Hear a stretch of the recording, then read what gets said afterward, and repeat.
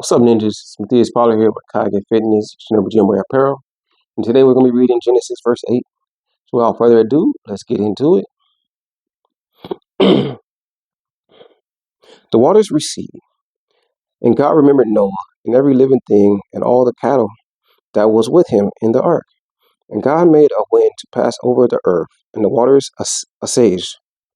And the fountains also of the deep and the windows of heaven were stopped, and the rains from heaven was restrained. And the waters returned from off the earth continually, and after the end of the 150 days, the waters were abated. The ark rests on Ararat, and the ark rested the 7th month of the 17th day of the month upon the mountains of Ararat.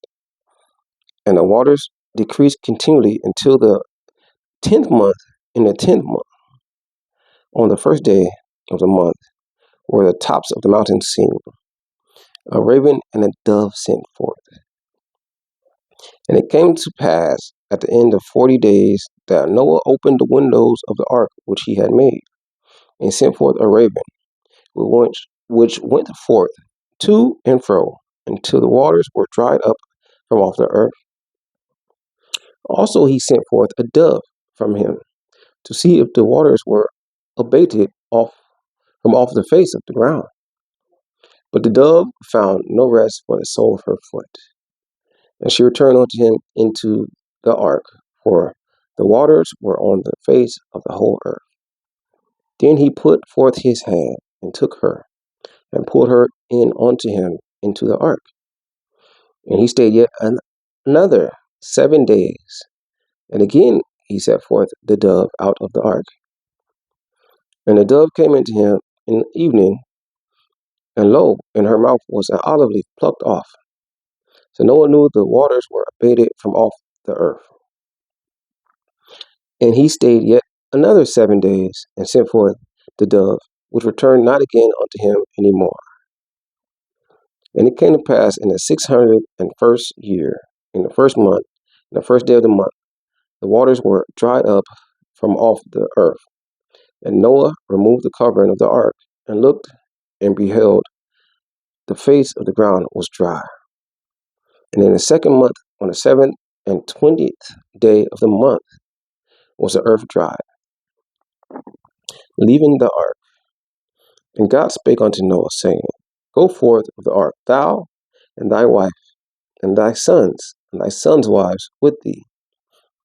Bring forth with thee every living thing that is with thee, of all flesh, both of fowl and of cattle, and of every creeping thing that creepeth upon the earth, that they may breed abundantly in the earth, and be fruitful and multiply upon the earth.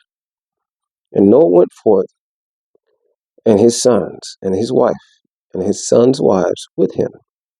Every beast, every creeping thing, and every fowl, and whatsoever creepeth upon the earth, after their kinds, went forth out of the ark. Noah's sacrifice and God's promise. And Noah builded an altar unto the Lord, and took of every clean beast, and of every clean fowl, and offered burnt offerings unto the altar. And the Lord smelled a sweet savor, and the Lord said in his heart, I will not again curse the ground any more for man's sake. For the imagination of man's heart is evil from his youth. Neither will I again smite any more everything living as I have done. While the earth remaineth seed time and harvest, and cold and heat, and summer and winter, and dry and day and night shall not cease. Okay, and that's it for Genesis 8. Come hang out with me again when we get into Genesis verse 9. All right, peace.